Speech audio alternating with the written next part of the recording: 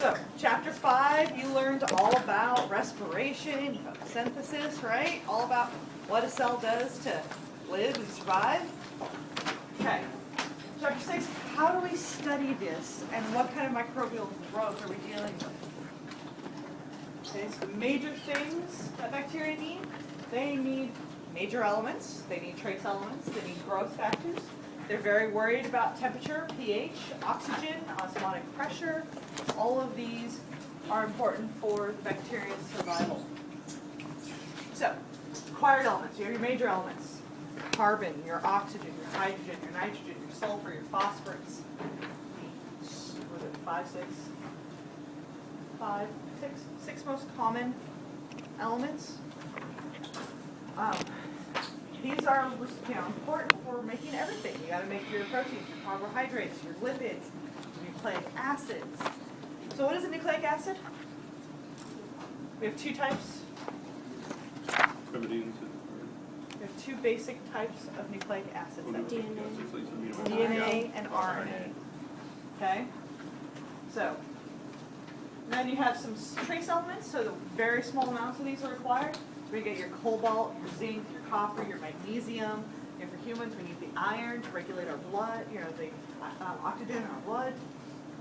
Growth factors, things that cannot be synthesized. So, some amino acids we cannot synthesize, so they have to be taken in. Some vitamins can't synthesize them, so they have to be taken in. Okay, so required. And then being able to tell the difference of what are their names based on their energy source and their carbon source. So if they need energy source is light, you get that photo. Okay? And then autotrophs, that means CO2, they can pull it out of the air, do it themselves. The heterotrophs means they have to pretty much eat something, engulf something. Okay? Chemo, this means that they have to eat something, engulf something to get their energy. Auto, they do it themselves. They need some other kind of carbon source. Okay, so photoautotrophs, photoheterotrophs, chemoautotrophs, chemoheterotrophs. What is a good example of a producer? What is a producer? Plants. Grass. And plants would be considered give them a more specific name. Photoautotrophs, autotrophs in general. So ones that are on their own.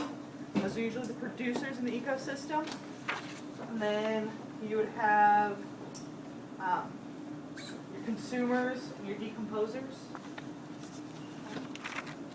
So again, 4 basic groups with their little, what kind of animals you see, or what kind of bacteria you see in each of them. Bacteria, yeast, archaea. Some archaea, some bacteria. Plants, phytoautotrophs, cyanobacteria, producers.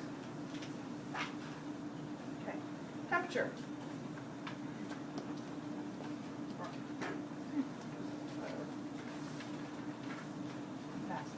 So, microbial growth overview. Based on temperature, what is it about optimum temperature? What does this mean? It's when they can multiply the most rapidly. Yeah, it's when they're the most happiest.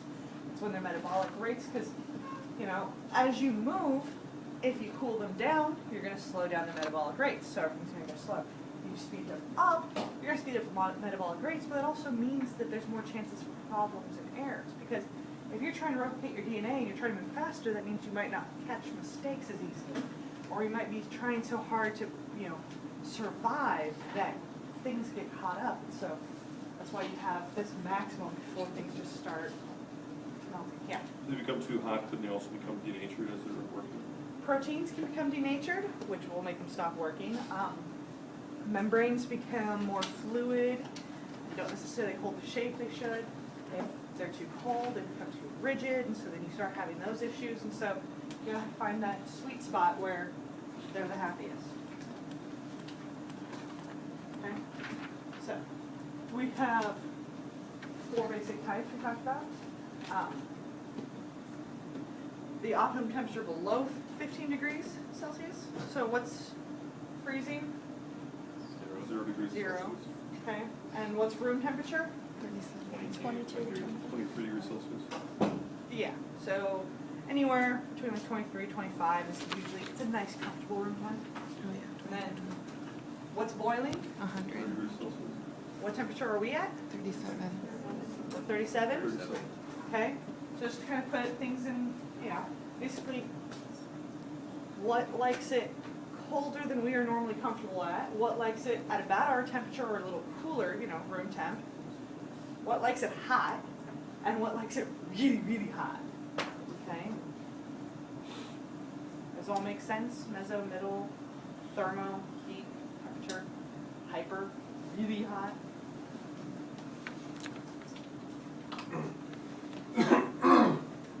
Four categories of microbes. And they can, you know, range, because there are things that are growing at below 0. Not many, but there are some. So a nice little, where they all like to be.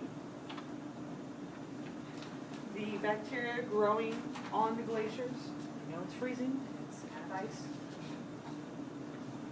It's actually kind of nice on glaciers sometimes. It's a little cold touching, but otherwise it's a nice temperature out. Okay, pH. Why do we care about pH? What does pH do? How does that affect the cells? Changes hydrogen bonds. Say louder. Changes hydrogen bonds. Messes with the hydrogen bonding, you know? You have too many free hydrogens, too many hydroxyl ions, something, you know, too many ions messing with your hydrogen bonding. Hydrogen bonding is kind of important. Neutrophiles, neutral pH. They like this very, very small window. Most bacteria, most life is neutrophiles of some sort. You have the acetophiles, so the ones that like the low pHs, like it acidic, versus the alkalophiles, which like the alkaline environments. So raising that pH way, way up. So acid, alkaline, acid base, also called alkaline. So bleach is a base, it's alkaline. Lemon juice is an acid. Okay, so just kind of help you figure out which side those are on. Questions? Okay. Oxygen. Oxygen can be very hazardous. It's highly reactive. It likes to react. It has those, you know, because it has the little extra electrons which are wanting to find something to react to. So this is where you get your free radicals a lot of times. If you have them superoxide radicals going around trying to make themselves stable, you can have the superoxide catalases, peroxidases. So it's a highly reactive species which just likes to react. And by reacting, can break a lot of bonds.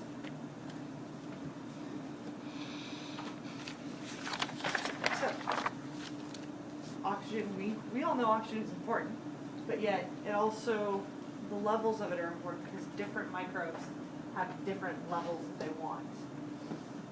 We are obligate anaerobes, or aerobes, sorry, because we need oxygen. We don't really grow very well when there's oxygen. You can have facilitated anaerobes. So what is an example of a facilitated anaerobe we're talking about a lot? Say it louder. Yeast. Okay? So they are much, much happier with oxygen and they will grow like crazy. But if you don't give them oxygen, then they'll start doing fermentation and you get alcohol. And then obligate anaerobes die in the presence of oxygen. They're not capable of even handling the oxygen. They don't have the enzymes available to handle the reactive oxygen species. Question? Would you say was the difference between the facultative anaerobes and the aerotolerant anaerobes? Facultative is they can maintain a life via fermentation or anaerobic respiration.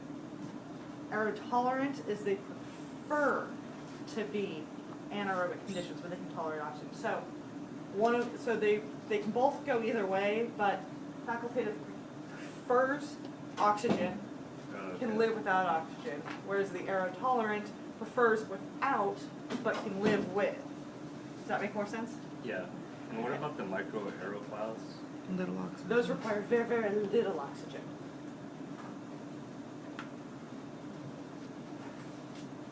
Okay. Other questions? Nitrogen. Okay. Why is nitrogen so important? What's the big problem with nitrogen? I mean, come on, it makes up most of our atmosphere. Why is it so important? You'd think it was readily available. Why isn't it? Because we can't break down that double butterfly. Yeah. So there is tons of nitrogen around, but we cannot access it because it's in two. So it's triple bonded to each other. So we need nitrogen fixation. We need some of those bacteria to be able to actually reduce the nitrogen gas, break it down into ammonia, into something that we actually can accept, have access to and utilize. So even though there's a lot of it, there's only a few things that can actually make it accessible to us. So it's a lot of times it is one of the growth limiting nutrients because available nitrogen isn't around. Okay, osmotic pressure. So we talked about osmotic pressure, hypertonic solutions, isotonic solutions. And so that's so that's the difference of if there's what kind of solutes are around, but also as you go down in depth, pressure changes. I mean, anyone who's done any swimming in a pool knows that you have more pressure at the bottom of the pool than you do at the top of the pool. So you can imagine how much more intense that is on a little microbe at the bottom of the ocean versus the top of the ocean. Okay, so osmotic pressure is a big key thing. You have some that have figured out how to balance that osmotic pressure. So like haplophiles, they're salt-loving organisms, and so they have figured out how to have enough solutes inside of them that they can tolerate a high solute concentration outside and not lose all their water to their environment. Does anyone know why why do we cure meats with salt, or why do we put tons of sugars and jams? Yeah. Well, salt is used as a preservative. Pulls the moisture out of the Yes. meat. Salt is used as a preservative, but sugar and jam. Why? Osmotic pressure. I mean, think about it. You have a ton of salt on the outside of food, and a microbe lands on it. Are they going to be able? Where's the water going to go? With salt. Into the salt. So the microbe's going to dry up and die because they can't live in that. Sugar. Lots and lots of sugar in jams. Most things land on that. They're not going to be able to survive. So it's messing with that osmotic pressure as a preservation method for our food. Okay. You also have osmotolerant. So osmotic, these are tolerant of the high salt concentration. So they can deal with it, don't have to.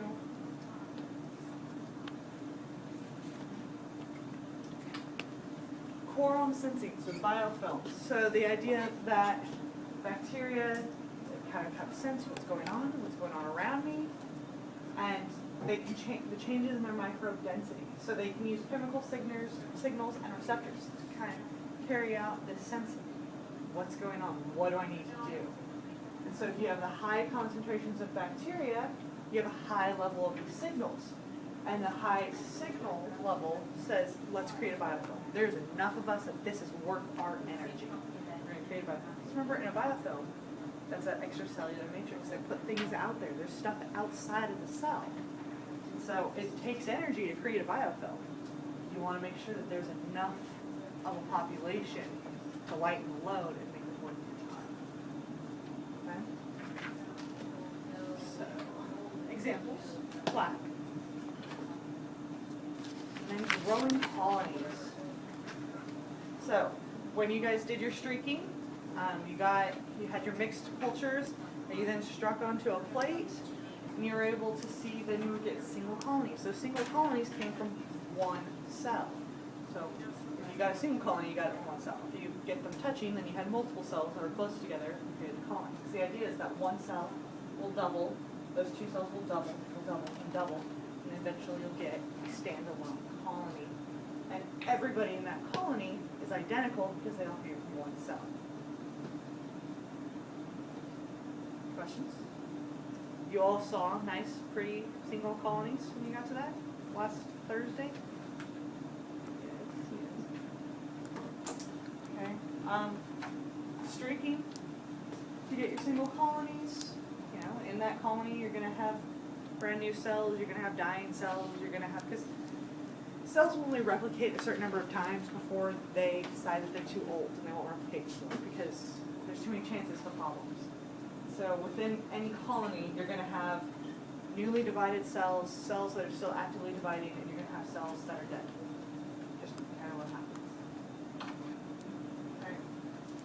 So we talked about how to prepare a peer culture, doing that streak method. Hopefully you all saw it really does not take much to bring it to the next, you don't have to bring a lot of material here to keep having colonies all the way through. I'm sure probably some of you saw you had very hard time getting to some of those singles just because you think it's like there's nothing on this, but there really is. Streak plate method, everyone understand? Move on. Okay. The pour plate method, where you do dilution, pour plate, see what you get to grow. Same general idea, just where are you going to do your dilutions? Do you dilute it on the plate by rubbing it off of your streaking implement, or do you dilute it in a liquid culture? Growth mediums. So we talked about different growth mediums. Complex mediums or defined mediums. So defined medium, we know exactly what is in it. We put everything there. Complex mediums, well, we made them so we know what's in them, but there's some things we're not quite sure. We don't really know the exact breakdown of water or the exact breakdown of yeast extract or beef broth. There's a range it can be in. I mean, anything living is going to have some variance. And so this is why it's a complex media, because we have a general idea, we know about the percentages, we have a range for what everything's in because we've studied it, but we can't tell you exactly that this one is, 7% until you do the studies. So those are the complex media. And also by having these variety of medias and broths, we can grow more microorganisms and see what's really out there and what's growing.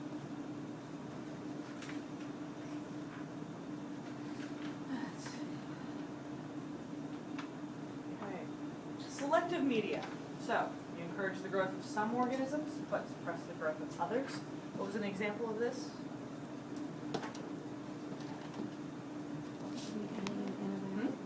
Antibiotic. Okay? So, one of the things we do in Science of the Lie is we have those little pieces of plasmids. What is a plasmid? Come on. What is a plasmid? It's in the bacteria, it houses DNA. Plasmid. Transfers? It's a little piece of DNA that they can share between bacteria. It's their form of sex. That plasmid can go into the chromosomal DNA, come out, but it's a little piece of self-replicating information. So on those, a lot of times they have antibiotic resistance. And so in the lab, we've taken advantage of this. So you have your E. coli, and then you can add a plasmid that has, say, the gene you want to study and ampicillin resistance. And then you plate them on ampicillin, and only the bacteria that have taken up your plasmid are able to grow. Okay. So that's selective media. Encourages the growth of some organisms, suppresses the growth of others. Differential media. So something that will make it so you can very easily, observably see what's going on. You can tell the difference of these two just by looking at them growing on us. And then enrichment media. So there are some organisms that really don't want to grow. So you kind of have to baby them along, give them some special stuff, make it enriched. Adenine tends to be a lacking amino acid, so a lot of times for yeast, we might add a little extra adenine to it. So So that would be an enriched media because we added something extra, we enriched it. So this is another example of selective. You can change the pH. Not everything's going to grow out of pH. What is this? Is this acidic, neutral, basic? 5.6. What's Acidic. acidic? Versus 7.3 is Neutral. neutralish. Neutral is pretty much anywhere between 6.5 and 7.5. That's the window. It's a very small window. If you figure it's a scale of 14, but that's the window. Anything below 6.5 starts going towards the acidic. Anything above 7.5 starts going towards the alkaline. But you can see the difference between bacterial colonies being really happy in that nice neutral zone, whereas the fungal colonies don't really care. They'll grow. And since they don't have to compete with bacteria, they can get even bigger. You can get that nice filamentous growth. Okay, this was another example of auger that can help you just, you can very easily discern what's going on. You can tell which bug you have growing, which bacteria you have growing based on what it's doing to that media. So what type of media is that? What would be the title of that media? What was that? Nutrient agar. How about differential media? Observable change, right? Very observable change, differential. Versus selective, some can grow, some can't. Versus rich media, the nutrient agar on the bottom, everything can grow, just let it all grow. Okay? Making sense? Questions? Okay. So, growth mediums, you can also do anaerobic media. So there are special conditions. You can have your plates, and usually you want something that can handle being in oxygen for a little bit. And you put it in here, suck all the oxygen out, and then you can take that entire container, put it into the incubator of your choice to grow wherever you want to. Okay. Questions?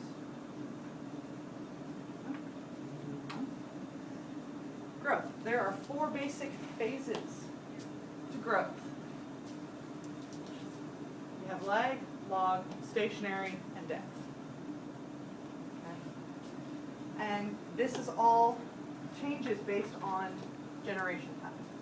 Because you're just, every time, you have to wait for depending on what microbe you're working on, you have to know what this generation time is, because then you know how quickly you're going to go from one stage to the next. E. coli, when they're happy, replicate every 20 minutes. Yeast, when they're happy, every 2 to 3 hours. And so, how long they're in this log phase is very different if you're looking at a 20-minute doubling versus a 3-hour doubling. Okay. So what happens in each phase?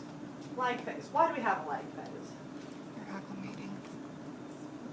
What was it? The bacteria is acclimating to its surroundings. Okay, so acclimation time, letting them kind of get situated.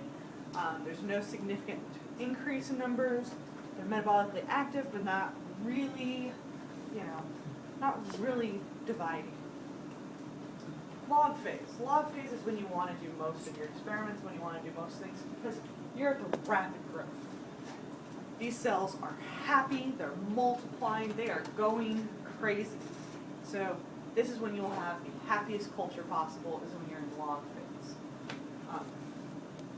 And so, it's like typically less than an hour, you have that 20 minutes, so it's very, a lot of times you have a short window. I know that when we work, I work with yeast, what you do is you start an overnight culture, and overnight, they're all going to be in what phase? After they've had an entire night to grow. Stationary. Stationary. They've had so much time, they're all going to be in stationary. Even yeast? Oh yeah. Overnight, they'll be in stationary. So what you do is you take those stationary cells, you put a small amount in. So what is it called if I take a small amount of cells and put it into another tube? I am inoculating. We're just working on vocab. If you haven't noticed, vocab's kind of important for science. So you inoculate a new liquid culture, and then you let it grow. You let it go through its leg. It starts in the log phase. And so you start wait till it starts taking off and growing to when you're in log phase, and then you do your experiment. So that way you can time that log phase to be more conducive to you having sleep. Okay? What is stationary phase? What does that mean? They're not reproducing. They're reproducing at the same rate they're dying, so not much is happening. Okay, so their cells are producing the same rate the old cells are dying. Nutrients is being used up. Your waste is accumulating. One of the reasons for yeast you don't use stationary cells is because that cell wall starts to get thicker. So, you know, the cells start getting bigger, tougher, kind of the I'm here for the long haul. We're just going to wait until we die. We're not active as much.